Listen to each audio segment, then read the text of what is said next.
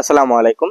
কাছে এবং দূরে, দেশ এবং দেশের বাহিরে যে যেখান থেকে আমার ভিডিওটি দেখছেন সবাইকে আন্তরিক শুভেচ্ছা ও অভিনন্দন।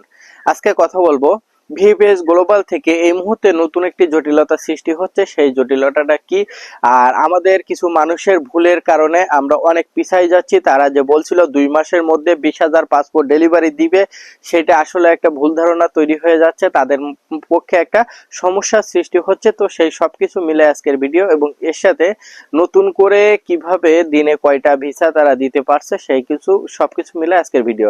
দয়া করে ধৈর্য সহকারে পুরো ভিডিওটি দেখবেন, দেখার পরে একটি লাইক করবেন, সাথে শেয়ার করে আপনার সকল বন্ধুদেরকে দেখার সুযোগ করে দিবেন। যারা আমার চ্যানেলে নতুন, এখনো পর্যন্ত আমার চ্যানেলটি সাবস্ক্রাইব করেনি, তারা অবশ্যই আমার চ্যানেলটি সাবস্ক্রাইব করে আমার সাথে থাকবেন। ধন্যবাদ সবাইকে। বন্ধুরা, ভিএফএস গ্লোবাল থেকে নতুন একটি আপডেট জানা গেছে অনেক কষ্টের পরে।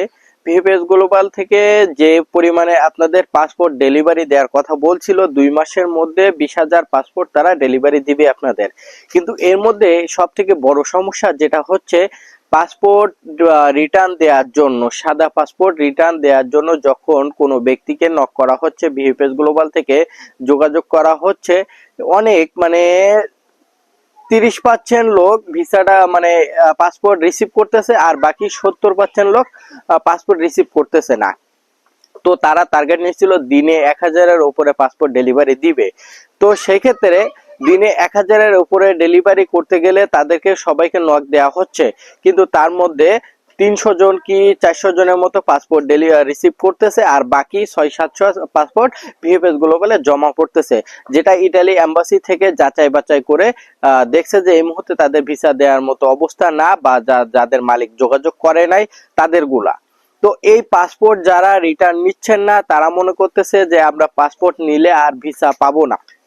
দেখেন বন্ধুরা, আপনাদের এই ভুলের কারণে আপনারা যে পাসপোর্টটা রিসিভ করতেছেন না, এই কারণে ভিএফএস গ্লোবালে সেই পাসপোর্ট যদি আবারও জমা থাকে, তাহলে লাভটা কি? পাসপোর্ট আপনি ফেরত নিয়ে আসেন, সমস্যা নেই, তার একটা কপি তারা কিন্তু রেখে দিচ্ছে। তো সেই স্ক্যান কপিটা দিয়ে তারা কাজকাম করবে। যখন আপনার দেখবে যে হ্যাঁ, ভিসা দেওয়ার মতো আপনার মালিকের সাথে যোগাযোগ হয়েছে, আপনার নুলুসটা সঠিক, তাহলে আপনাকে আবারও ডেকে আপনার ভিসা দিবে। আর যদি আপনার নুলুসটা সঠিক না হয়, তাহলে আপনার ভিসা কেন, কোনো কিছুই পাবেন না আপনি। তাহলে পাসপোর্ট গুলো অযথা ভিএফএস গ্লোবালে ফেলাই রাখার কারণে তারা আবার নিজেরা একটা বিভ্রান্ত সৃষ্টি হচ্ছে, একটা জটিলতার মধ্যে পড়ছে। তারা আপনাদের পাসপোর্ট গুলো সঠিকভাবে দিতে পারতেছে না, নতুন করে অ্যাপয়েন্টমেন্টও দিতে পারতেছে না। আর এই মুহূর্তে যারা অ্যাপয়েন্টমেন্ট ডেট পাচ্ছেন, অ্যাপয়েন্টমেন্ট ডেট পাওয়ার পরে পাসপোর্ট নিয়ে যাচ্ছেন ভিএফএস গ্লোবালে, ভিএফএস গ্লোবালে কিন্তু এখন অরিজিনাল পাসপোর্ট রেখে দিচ্ছে না। ভিএফএস গ্লোবালে এই মুহূর্তে আপনার পাসপোর্টের কপি, স্ক্যান কপি তারা রেখে দিচ্ছে। রেখে দেওয়ার পরে তারা যাচাই বাছাই সবকিছু সম্পূর্ণ করবে। যাচাই বাছাই করার পরে যখন দেখবে যে আপনি ভিসা পাওয়ার যোগ্য, আপনার মালিকের সাথে যোগাযোগ করে যে ডকুমেন্টস গুলো চাইছিল সবকিছু দিয়ে দিছে, তারপরে আপনাকে আবার পুনরায় ডাকা হবে ভিএফএস গ্লোবালে। যখন আপনাকে ভিএফএস গ্লোবালে পুনরায় আবার ডাক হবে, তখন মনে করবেন আপনার ভিসা 100% হওয়ার সম্ভাবনা আছে, কারণ তারা কনফার্ম না হয়ে আপনাকে আর ভিএফএস গ্লোবালে দ্বিতীয়বারের মতো ডাক দেয় নেই। তো যারা এখনো পাসপোর্ট ফেরত নিয়ে আসেন না, আপনাদের কাছে যদি যোগাযোগ করে থাকে ভিএফএস গ্লোবাল থেকে, তাহলে আপনাদের পাসপোর্ট ফেরত নিয়ে এসে তাদের কাজের সামনের দিকে আগানোর সুযোগ করে দিন। আর যারা পাসপোর্ট নিয়ে আসছেন তারা অপেক্ষা করেন, আপনাদের পুনরায় ডাক দিতে পারে যদি আপনাদের ভিসা পাওয়ার মতো হয়।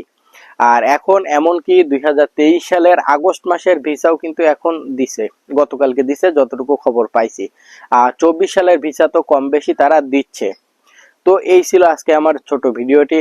যারা এতক্ষণ ধরে ধৈর্য সহকারে আমার ভিডিওটি দেখছেন তাদেরকে অসংখ্য ধন্যবাদ। দেখা হবে পরবর্তী আরেকটি নতুন ভিডিও নিয়ে। ধন্যবাদ সবাইকে। আল্লাহ হাফেজ।